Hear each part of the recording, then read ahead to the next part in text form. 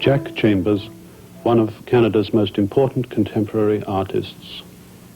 Jack, when did you first realize you were going to be an artist? I think the first intent I had to follow some method along that course was in Mallorca. And I'd come around through Italy, Austria, France, sort of coming for the warm weather. You know? And in Mallorca, I saw a brochure on the Royal Academy of Arts in Madrid, and there was photographs of the work being done in the studios, the school studios there, and the quality of the work and the scale of the work. It was really just, it just caught me. So when you went to Europe at that time, you weren't completely committed to being an artist? No, I wasn't. You were 18 or something like that? Yeah. No, 22. 53, I'd be 22 and 22. But you'd already been at Beale Tech in yes, London, Ontario. Yes, I'd gone to Beck for my first 2 years of high school, and then I shifted to Beale Tech, and I was always, drawing, painting, working on my own weekends between jobs, that sort of thing. But when I went to Europe, it was really an odyssey with no direction. No? You were already very talented, though. I mean, some of the paintings in your exhibition that you did when you were 17 are remarkably good paintings, I think. Well, they had a showing. It was a Western Ontario showing that they have in London every year.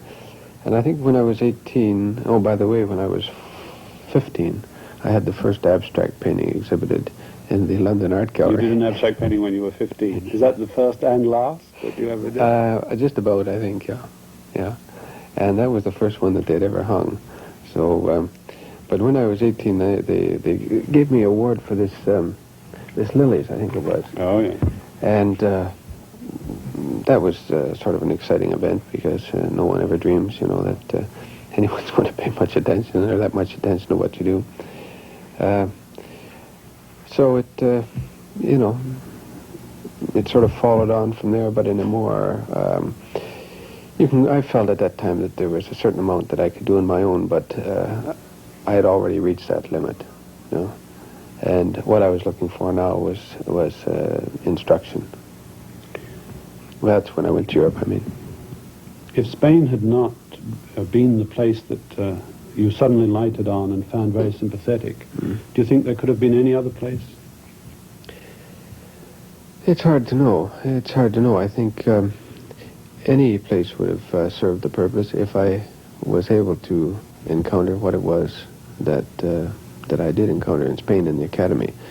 Now, whether there was another academy in Europe that offered the same sort of 19th century, essentially 19th century training, very academic and certainly high standards. So you did find something in Spain eventually, even though not at the beginning. You found something in Spain that was very important. Well, at the beginning, when I decided that I was going to be staying, which took a few months, I disliked the people, I disliked the character. The Spanish are very outgoing, and as you know, English Saxon tends to be a little more introvert, and I disliked this difference in character. I didn't like the landscape. It was essentially dry, arid. It had none of the green foliage, essentially humid foliage that you have, say, around southwestern Ontario. And it was just a matter of sticking it out for a year and then perhaps coming back to Canada to work for a while, getting some money to be able to go back and spend another year. I was thinking of working it that way. But there was never enough money really to get back again. So that decision was taken out of my hands. At the same time, I think the kind of isolation that provided forced me even more and more into getting this thing done and getting it done to the very best of my ability. Were you very isolated in Madrid? Yeah, I felt that I was for the first couple of years.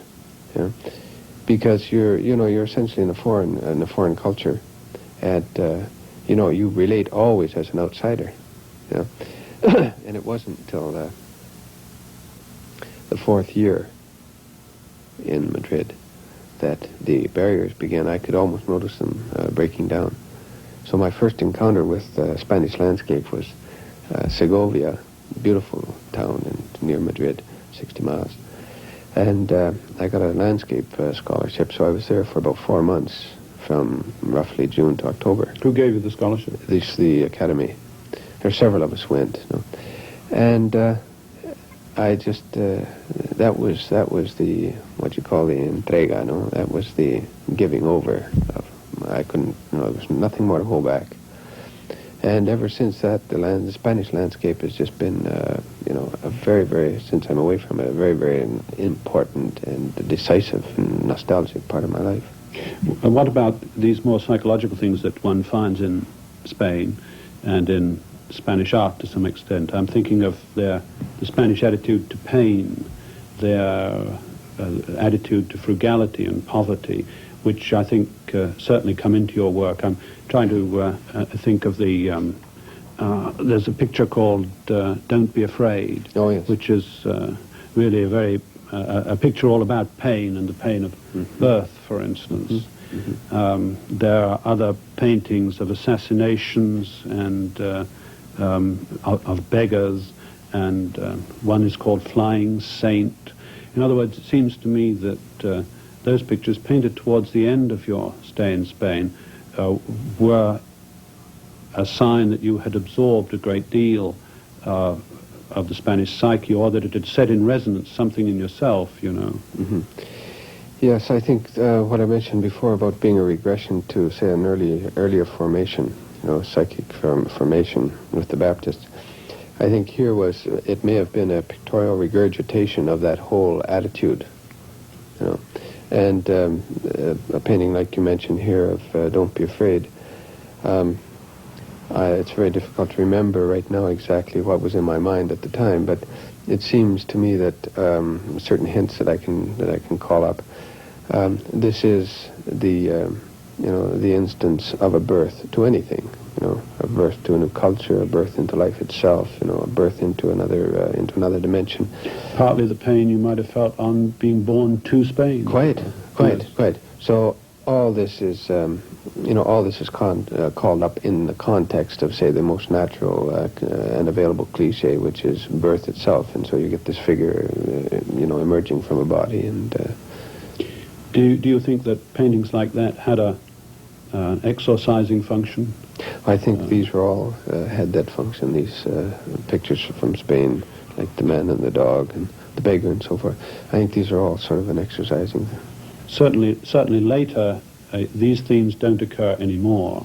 Certainly, in fact, you come before the end of the Spanish period to paintings which are very human, very warm paintings. There's one called The Farewell, for instance, which are particularly striking, I think.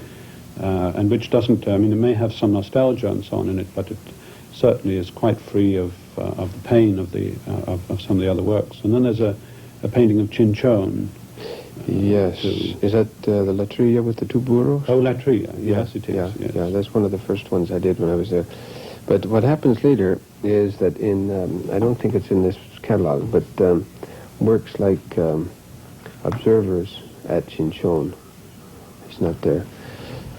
Observers at Chinchón, where dogs appear. I'm conscious that an animal is in there, you see, and I see intellectually, I can see that the dog is a part of a person's psychic makeup. It's sort of the vehicle, you might say, for physicality, for fear.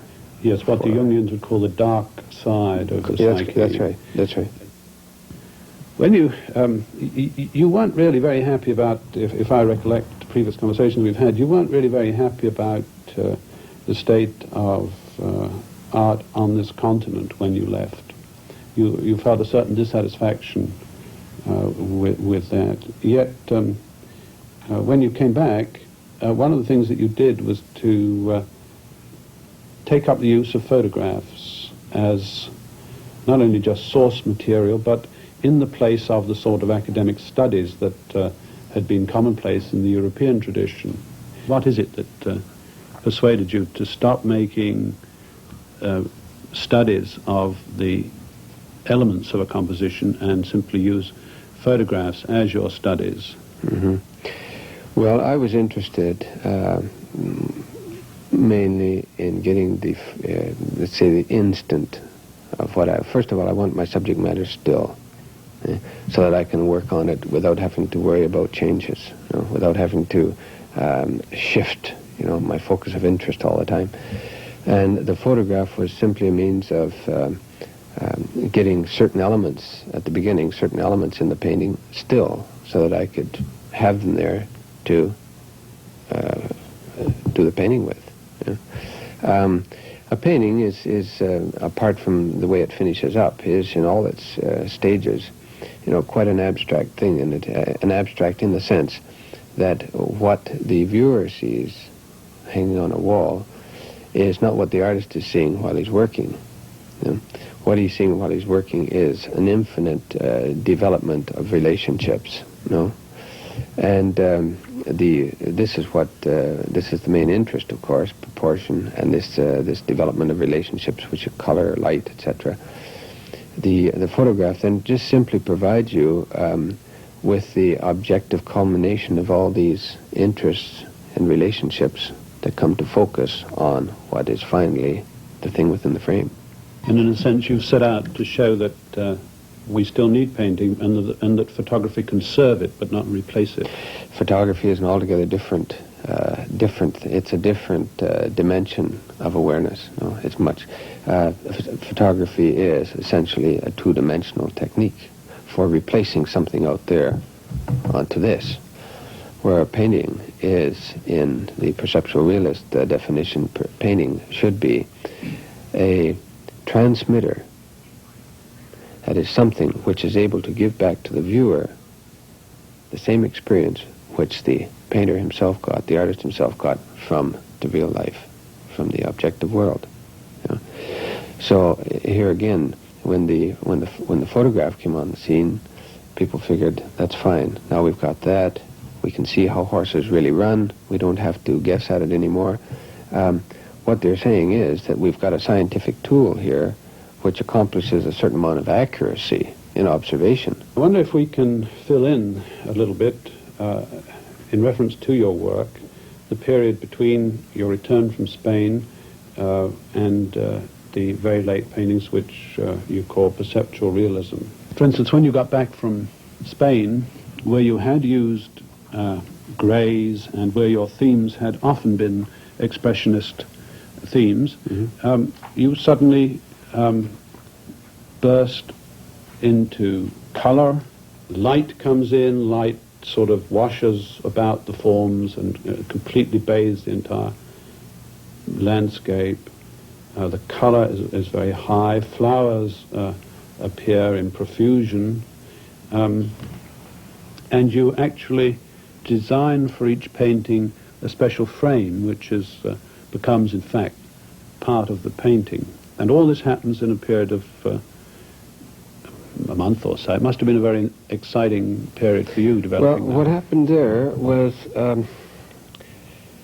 from April, when I came back to Canada, to, I don't know, roughly July, August, September, somewhere around there, there was a period where a painting would get started, would get washed out, get started, get washed out. In other words, I may have done a dozen paintings in that period that never got finished and were never completed. They would go to a certain point, I'd realize, what I haven't got, and start again, maybe on a different, on a different angle. And the first painting to come out of this, I remember giving a lecture, of all things, to a high school group about modern art. And I had never been introduced to so-called modern art before. In other words, Jackson Pollock was as new to me as the guy at the corner grocery now, So here I was looking at this stuff and hadn't a clue about it. And in the course of the lecture, which was about 2 hours or something, which was a great experience for me, because it was a give and take thing, you know. I was throwing things out because I didn't know. Yeah, I was asking right. them, you see, and then they'd throw something up that'd give me a clue, and I'd go back with some more eggs in my basket. You know. So I found out what it was all about in those 2 hours. I found out what had been happening all the time that I'd been unconscious of it before leaving for Spain, and what had been happening while I was in Spain, but attending to something else. Excuse me.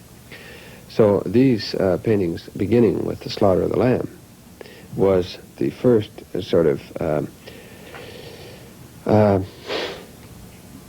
coming to grips for me with the two cultures. What had happened in North The America. Slaughter of the Lamb was the first of these paintings that you you found acceptable. That I finished. Yeah, Yes, yeah. yes. That's right. That could stay as it finished. And this was the first, because there was a jump, you see, from one culture into another culture, and right away you're aware, you know, of other sets of values around, you know, other things have been going on in this part of the world, you know. And of course, these things come in on you, and you have to react to them. So the Slaughter of the Lamb then was the first painting that tended to both the European culture and to my first synthesis painting, you know. And then what had to be worked out there then was this balance, you know, to really, and at the same time, a progressive development of myself and the two preoccupations, which is the European and the American. After a time, you got out of that imagery and that style to a degree, and this was, I think, something shortly after you were married. Mm-hmm. Is that right? About 63, 63, you married Olga? Yeah, that's right. And then, not too long after that, is it that the paintings of Olga began, for instance, in which she appears in many paintings, and somehow the style then begins to change again. I mean, this is a step nearer to reality in a way. That's right. That's the first one there, is Olga near Arva. Where is Arva, by the way? Arva is about 8 or 10 miles outside of London.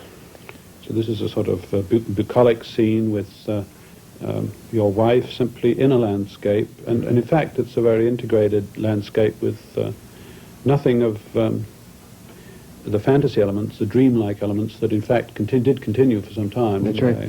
Like these flowers, for example, you see, these are echoes of these sort of cosmic bubbles in the Unravished Bride and Messenger's Juggling Seed, yeah. Yes. All that sort of pictorial energy there gets focused into the real objects, like into flowers, into all this jewel weed. I remember you telling me that those, what you call energy centers or bubbles, in fact did appear from a certain random attack on the canvas before you began the painting. Mm-hmm. That is absorbing a little bit of the American, post-war American tradition, action painting and so on, allowing to some extent. Or maybe it isn't. Maybe that's always been in academic art, I think, too. Well, for me, what it did was it gave a random breakup, which, I could use or reject. In other words, as it broke up, it wasn't left. Did you get it, though? I mean, you'd say you had to consider what had been happening in the States and so on while you in New York, while you've been away. So did you get that practice from that consideration? Or was it always with you as an academic technique? Well, it's funny. There's no examples around anymore. I don't know what happened to them. They perhaps got thrown out years ago, no? But when I was still in high school, I had a period of maybe a year where I was painting with a palette knife, rather large paintings, and the paint was on very thick, and they were sort of, sort of like this, but with palette knife. In other words, without the rendering of forms, little forms and big forms, etc. Without the renderings, there were splotches of color put on with palette knife. So, this just occurs to me now that there may be again, a regression of into time to pick up something that had been working at an earlier date. But what was interesting, and I didn't realize it at the time either, was that all this. The earlier sort of non-representational elements in the paintings, like again the Slaughter of the Lamb, are starting to get focused into real life. And they become objects. Flowers instead of simply abstract circles. That's right. And so on. Yeah. Yes. Yes, that's one of the moves that I was trying to outline just a little bit earlier when I was talking about this progression towards objectivity. You had a period when you incorporated Olga in a number of paintings where you cut off what is at a certain level that made sense in the painting itself, and sort of floated them, as it were, in this vast lighted landscape. And then you had a period in which you fragmented the figures. Instead of just cutting them off, you actually sort of cut through a limb and pushed the limb forward off the body, which is, let's see, a typical painting there is Olga visiting, I'm trying to, no, here it is, Olga and Mary visiting, it's called. In which the front of Olga's face and the hand holding the cup and the saucer are enlarged slightly and moved forward from the rest of the body, which isn't in the slightest bit gruesome. I mean, it's obviously not your intention to cut up this body in any sense that's macabre. It's simply a visual technique to animate the picture, I think, which is very successful. That's quite right. That's quite right. I mean, you have here an exaggerated, let's call it, or an expressionistic environment. In other words, you've got an expressionistic treatment of color. So in other words, I'm working with colors that are highly saturated and very close tonally. So they're highly saturated color and the tones are very close together. So in black and white, there's not much contrast, you know. What you have to do is something, what my problem was there, was to make this space harmonious, let's say, dividing of the space harmonious with the kind of exercise I was completing in the color side of it. And then from this, it seems to me you move even more relentlessly into objectivity. You even come to still lifes, which are carefully arranged, still very preoccupied with your effects of light, for which I think you're absolutely unexcelled. There's some very remarkable still lifes. And then you come to silver paintings. That was about the time you also began filmmaking. Yes, that's right. This would be about 66. And again, I haven't really figured it out in my own mind where the silver paintings came from, but I think rather than a result of filmmaking interest, I think they were a complete rest from this very, demanding color painting, like Olga Mary Visiting. Yeah. They're like someone who has taken a very high contrast photograph so that all the intermediary grays disappear and you get very sharp changes of tone. That's right, that's right. And the outline, of course, becomes very simple, too. It becomes simplified. You know? The thing with the silver paintings, I suppose, that made it worthwhile developing was just the simple fact that silver, as you pass by it, gives you a positive image at point A and a negative image at point B. And I saw this as being the closest, let's say, to the surface that I could come to what I would call the American influence in my work, the North American influence. The closest I could come to surface painting, to two-dimensional painting. Right. And you achieve this by brushing the silver in one direction for one passage and another direction for another. How do you achieve that? It happens. It's in the paint itself. It's in the paint itself, so that it depends really on the reflection of light. So at this point, for example, if your light is coming from the right-hand side at 90 degrees, your light will be becoming in this way. At this point, you will get a positive image. As you walk over here, it will be reflecting off in a different, it will be reflecting off like that, you know, and you'll get a positive image where when you come in here, you're just seeing. Right. For instance, in the painting Tulips with color options, from one side of the painting you see highlights and shadows, and if you cross to the other side of the painting, what was a highlight becomes a shadow, and what was a shadow becomes a highlight. Yeah, that's right. Jack, since then you've painted these works that we've called perceptual realism, and you've also returned, in a sense, to fragmented paintings, if that's the word for it, with a number of things that you have done on plexiglass in graphite drawings. Now, are you at the end of those composite pictures like The Heart of London and Regatta. The grass box and those. The grass box, yes. I don't know. I like every once in a while there's a number of images come up that relate, as a group, and that's the kind of work I turn into this mixed media. You feel that this is still going to happen to you? Yeah, it's like there's two influences working. The perceptual realism is, I feel there's years of intention still to be worked out there. With this, it's not as straightforward. It's more subjective. They're composites again, but I don't know. They're just a part of me that has to get satisfied. And I think for a certain length of time you can be satisfied with a certain direction, and then you take a rest. It's like standing on one foot and then on the other. Jack, you've in the last year had an experience which for most of us would be absolutely shattering. I'm talking about the experience when you discovered that you had leukemia. Has this made any difference to your attitude to your art in any way?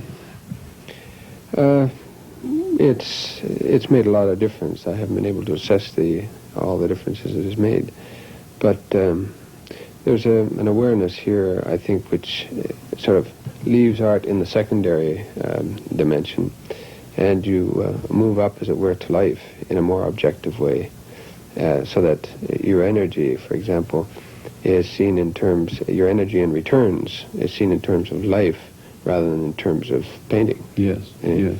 And so that painting has become much more realistic again, which is rather ironic, but it becomes realistic in a life dimension rather than a painting dimension, and at the same time it has become just recently very realistic in the perceptual realism in the painting dimension. So in a sense, I see this as a step up, out of art into even a greater awareness still.